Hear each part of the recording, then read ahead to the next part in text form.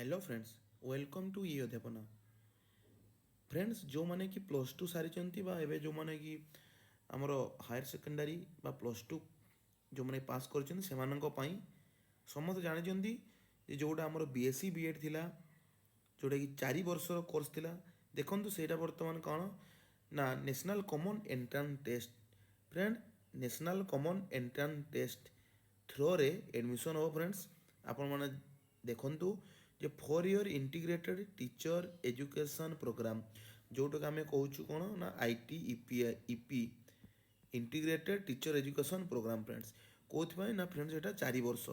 Friends जो मैंने कि से जो बीएससी बीएड बीए बीएड जो कोर्सटा थिला सेटा एबे कौन होची ना कॉमनली एंट्रांस टेस्ट होची फ्रेंड्स जोटा कि हमर एनसीटीओ द्वारा एटा देखि पारुथबे आपनकर इनिशिएटिव नियाଯାଇଛି ministry of education government of India.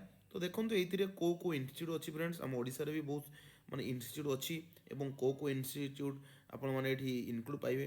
देखो फ्रेंड्स ये जो कॉमन एंट्रांस टेस्ट होची एनसीटी रे नेशनल कॉमन एंट्रांस टेस्ट से कौन फ्रेंड्स ना admission 4 year integrated BEd MEd 4 year कौटा इंटीग्रेटेड टीचर एजुकेशन जोटा बीएससी बीएड बीए बीएड जोटा कि फ्रेंड प्लस टू पर जो प्लस टू पास कर प्लस टू पर आपण मैंने एप्लाय करेंगे ना कौटी से पाठ पढ़े ना देखो से सेंट्रल एवं स्टेट यूनिवर्सिटी अच्छी फ्रेंड्स इंस्टीट्यूशन अच्छी आईआईटी किसी अच्छी एनआईटी अच्छी फ्रेंड्स तापर आरआई अच्छी एवं government college for the academic session 2023-24 जो माने कि आमर जो नेशनल कॉमन एंट्रांस टेस्ट सहित गवर्नमेंट ऑफ इंडिया सहित जो मैंने कि आमर कोऑर्डिनेट करेंगे से फ्रेंड्स 2023-24 मैंने यही वर्ष टू एडमिशन स्टार्ट हो फ्रेंड्स।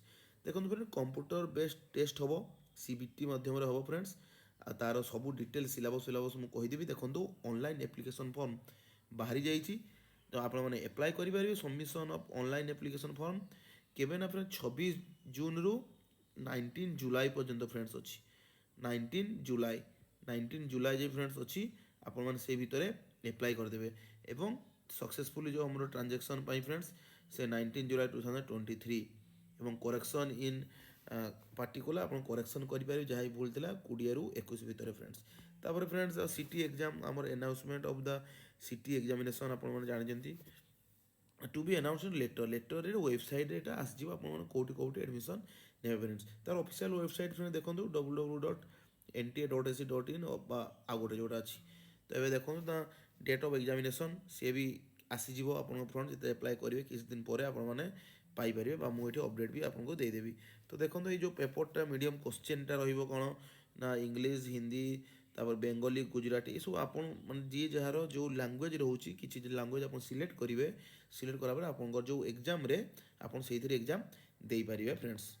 देखो सेक्शन 1 रोचे सेक्शन 2 रोचे और सेक्शन 3 और सेक्शन 4 फ्रेंड्स सेक्शन 1 लैंग्वेज रोचे और सेक्शन 2 भी से भाया हो आपने आउ गोटे हूँ लैंग्वेज और सेक्शन 3 आपंकर कौन रोचे जनरल जनरल टेस्ट रहा सेक्शन 4 रे teaching aptitude teaching aptitude 20 mark रही जो जनरल टेस्ट हम से आप जो मानने सब्जेक्टर जोड़ा आप चाहते प्लस 3 से सब्जेक्ट आप एग्जाम देवे 25 मार्क 25टा क्वेश्चन फ्रेंड्स ये जेना टीचिंग एप्टीट्यूड 20टा क्वेश्चन आस तो टोटाल फ्रेंड्स 160टा क्वेश्चन आपने अटेम्प्ट करेंगे और 160टा कले मल्टीपुल डेज रे भी हो पारे इन और 2 डेज हो पारे depending on the number of candidate केते कैंडिडेट एप्लाय कर से हिसाब से केते दिन एग्जाम हम मल्टीपुल स्टेज रे हो शिफ्ट रे हो सेटा परवर्ती समय से देदेवे। देखो टेस्ट पैटर्नटा आप देखो ना subject type with multiple choice question medium रहा देखो ओडिया मीडियम रही इंग्लीश बंगाली यही सब लैंग्वेज सब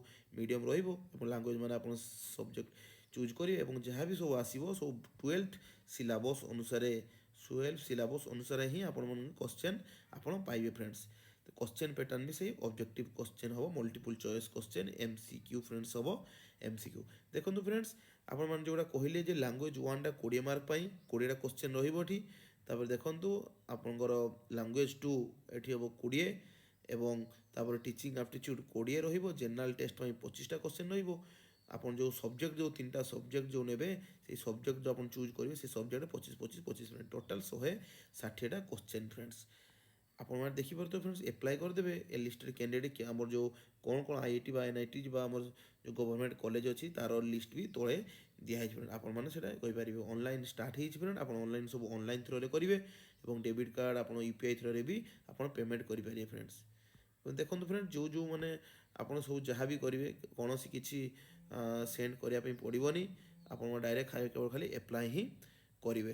ଅନଲାଇନ୍ ଆପ୍ଲାଇରେ ସବୁ ହେଇଯିବ। ଦେଖନ୍ତୁ କେଉଁ ଆପଣ ଯେଉଁ ସେକ୍ସନ୍ ଦେଖିପାରୁଥିବେ ଏଇଟା କେଉଁ ମୋର ସବଜେକ୍ଟ ରହିବ ସେଇଟା ଆପଣ ଆମ ଟେଲିଗ୍ରାମ ଗ୍ରୁପ୍ରେ ଯାଇକି ଆପଣ ଏ PDFଟିକୁ ପାଇପାରିବେ। ଦେଖନ୍ତୁ କେଉଁ ଷ୍ଟେଟ୍ ଦେଖନ୍ତୁ ହରିୟାଣାରେ ଅଛି, ପଞ୍ଜାବରେ, ଉତ୍ତରାଖଣ୍ଡରେ, ଉତ୍ତରପ୍ରଦେଶରେ ଫ୍ରେଣ୍ଡସ୍ ଅଛି ସବୁ ସେ BA BS BSc BEd BCom BEd BSc BEd ଏଇସବୁ ଜିନିଷ ଦେଖନ୍ତୁ ଦିଲ୍ଲୀରେ ଅଛି, ଉତ୍ତରପ୍ରଦେଶ, ହରିୟାଣା, ଆମ ଓଡ଼ିଶାରେ ବି ଆପଣ ଦେଖିପାରିବେ। ଆପଣମାନେ ଯାଇକି ଯେଉଁଠି ବି ପଢ଼ିପାରିବେ, ସେଥିରେ କୌଣସି ନା ଆପଣ ଅଲ୍ ଇଣ୍ଡିଆରେ ଯେଉଁଠି ଚାହିଁବେ ଆପଣ ସେଠି ପଢ଼ିପାରିବେ। ଯେତେବେଳେ ର୍ୟାଙ୍କ ଆସିବ ର୍ୟାଙ୍କ ଅନୁସାରେ ଆପଣ ଯାଇକିରି ଆପ୍ଲାଏ କରିବେ। ଦେଖନ୍ତୁ ଫ୍ରେଣ୍ଡସ୍ ମଧ୍ୟପ୍ରଦେଶ, ଏଠି ଓଡ଼ିଶାରେ ଦେଖନ୍ତୁ ଫ୍ରେଣ୍ଡସ୍ ଓଡ଼ିଶାରେ ଆପଣ ମହାରାଜା ପୂର୍ଣ୍ଣଚନ୍ଦ୍ର MPC ଅଟୋନମସ୍ କଲେଜ ଯେଉଁଟାକି ଆପଣ ଜାଣିଛନ୍ତି MPC autonomous college MPC autonomous college ବାରିପଦାର ଅଛି। ସେଇଥିରେ ଆମ ଏଇଟା ତାଙ୍କ ସହିତ ଅଛି କେତେଟା ସିଟ୍ ଫ୍ରେଣ୍ଡ ଦେଖନ୍ତୁ BA BEd ପାଇଁ 50ଟା ଆଉ ଆପଣ BSc BEd ପାଇଁ 50ଟା ଟୋଟାଲ୍ 100ଟା ସିଟ୍ ଫ୍ରେଣ୍ଡ ସେଠି ଅଛି ଆପଣ ଆର୍ଟ୍ସ ଏବଂ ସାଇନ୍ସକୁ ନେଇକି ଫ୍ରେଣ୍ଡସ୍। ଅରୁଣାଚଳ ପ୍ରଦେଶ ବିଭିନ୍ନ ସାରା ଏଠି ଆପଣ ପାଇବେ। ୱେଷ୍ଟବେଙ୍ଗଲରେ ଅଛନ୍ତି ମାନେ ବହୁତ ସାରା IITରେ ଆପଣମାନେ ପଢ଼ିପାରିବେ। ଦେଖନ୍ତୁ ଏଇଟା IIT Indian institute of technology IIT ଖଡ଼ଗପୁରରେ, ତ୍ରିପୁରାରେ ସେମିତି ନ୍ୟାସନାଲ୍ ଇନଷ୍ଟିଚ୍ୟୁଟ୍ ସବୁ NIT IIT ଏଗୁଡ଼ାରେ ଭଲ ଭଲ ଇନଷ୍ଟିଚ୍ୟୁଟ୍ ଆପଣ ପଢ଼ିପାରିବେ। ଯେଉଁମାନେ ଆପଣ ଓଡ଼ିଶାରେ ହେଲେ ବି ଆପଣମାନେ ଯାଇକି ଅନ୍ୟ ଷ୍ଟେଟ୍ରେ ପଢ଼ିପାରିବେ। IITରେ ପଢ଼ିପାରିବେ, NITରେ ପଢ଼ିପାରିବେ ଫ୍ରେଣ୍ଡସ୍।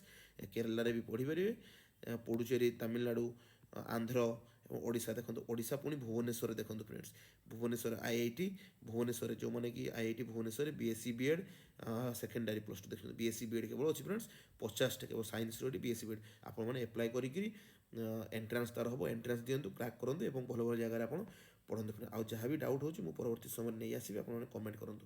Thank you.